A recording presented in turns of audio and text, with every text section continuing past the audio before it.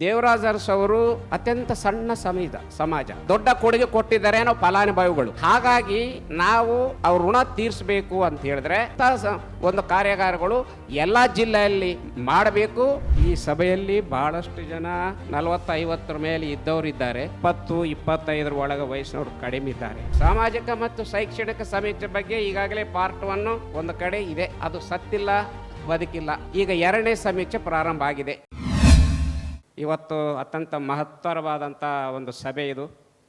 ಈ ಸಭೆಯಲ್ಲಿ ಬಂದು ಇಲ್ಲಿ ಅತ್ಯಂತ ಬುದ್ಧಿಜೀವಿಗಳ ಅತ್ಯಂತ ಮಹತ್ತರವಾದಂಥ ವಿಚಾರಗಳನ್ನು, ಹಿಂದುಳಿದ ಜಾತಿಗಳ ಬಗ್ಗೆ ಮತ್ತು ಶೋಷಿತ ಸಮುದಾಯಗಳ ಬಗ್ಗೆ, ಮೀಸಲಾತಿ ಬಗ್ಗೆ ಮತ್ತು ಒಗ್ಗಟ್ಟಿನ ಬಗ್ಗೆ ಭಾಳಷ್ಟು ವಿಚಾರಗಳನ್ನು ಕೇಳಿ ಭಾಳ ಸಂತೋಷ ಆಗಿದೆ. ಆದರೆ ಇದು ಇಲ್ಲಿಗೆ ಮಾತ್ರ ಸೀಮಿತ ಇದೆ ಅಂತ ನನಗೆ ಅನ್ನಿಸ್ತದೆ. ಈ ಸಭೆಯಲ್ಲಿ ಭಾಳಷ್ಟು ಜನ 40-50 ಮೇಲೆ ಇದ್ದವರು ಇದ್ದಾರೆ. 20-25 ಒಳಗೆ ವಯಸ್ಸಿನವರು ಕಡಿಮೆ ಇದ್ದಾರೆ. ಆದರೆ ಇಂಥ ವಿಚಾರಗಳು ಹಿಂದುಳಿದ ಜಾತಿ ಒಕ್ಕೂಟ ಅಂತ ಕರ್ನಾಟಕದಲ್ಲಿ ಇದೆ. ಈ ಒಕ್ಕೂಟ ಜಿಲ್ಲಾ ಮಟ್ಟದಲ್ಲಿ ಎಷ್ಟು ಸಂಘಟನೆ ಇದ್ದಾವೆ ಎಂಬುದು ಸ್ವಲ್ಪ ತಾವು ತಿಳ್ಕೊಳ್ಬೇಕು. ತಿಳ್ಕೊಂಡು ಹಿಂದುಳಿದ ಜಾತಿಗಳ ಎಲ್ಲಿದೆ, ನಮ್ಮ ರಾಯಚೂರಿನಲ್ಲಿ ಹಿಂದುಳಿದ ಜಾತಿ ಒಕ್ಕೂಟ ಇದೆ, ಅದು ರಿಜಿಸ್ಟರ್ಡ್ ಇದೆ. ಅದು ಅಲ್ಲದೆ ಇಡೀ 7 ತಾಲೂಕದಲ್ಲಿ ಕೂಡ ನಾವು ಸಂಘಟನೆ ಮಾಡಿದ್ದೀವಿ. ಸಾಮಾಜಿಕ ಮತ್ತು ಶೈಕ್ಷಣಿಕ ಸಮೀಕ್ಷೆ ಬಗ್ಗೆ ಈಗಾಗಲೇ ಪಾರ್ಟ್ 1 ಒಂದು ಕಡೆ ಇದೆ, ಅದು ಸತ್ತಿಲ್ಲ ಬದುಕಿಲ್ಲ. ಈಗ 2ನೇ ಸಮೀಕ್ಷೆ ಪ್ರಾರಂಭ ಆಗಿದೆ, ಆಗ್ತಾ ಇದೆ.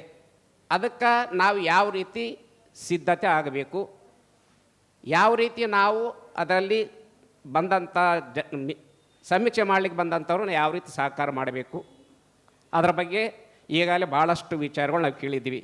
ನನ್ನ ಕಳಕಳೆಯ ವಿನಂತಿ ಇಷ್ಟೇ, ದೇವರಾಜ್ ಅರಸ್ ಅವರು ಅತ್ಯಂತ ಸಣ್ಣ ಸಮಾಜ ದೊಡ್ಡ ಕೊಡುಗೆ ಕೊಟ್ಟಿದ್ದಾರೆ ನಾವು ಫಲಾನುಭವಿಗಳು. ಹಾಗಾಗಿ ನಾವು ಅವ್ರ ಋಣ ತೀರಿಸಬೇಕು ಅಂತ ಹೇಳಿದ್ರೆ ಇಂಥ ವಿಚಾರಗಳು, ಇಂಥ ಒಂದು ಕಾರ್ಯಾಗಾರಗಳು ಎಲ್ಲ ಜಿಲ್ಲೆಯಲ್ಲಿ ಮಾಡಬೇಕು.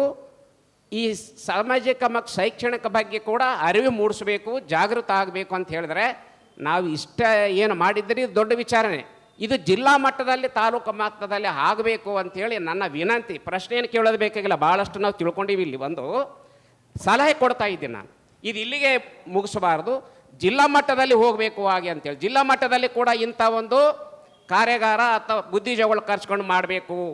ನಮ್ಮ ಯುವಕರಿಗೆ ಏನು ಗೊತ್ತಾಗಿಲ್ಲ, ಒಬ್ಬರು ಹೇಳಿದ್ರು ಅವ್ರ ಜಾತಿ ಗೊತ್ತಿಲ್ಲ, ಮೀಸಲಾತಿ ಗೊತ್ತಿಲ್ಲ, ನಮ್ಮ ಮಕ್ಕಳಿಗೆ ಗೊತ್ತಿಲ್ಲ.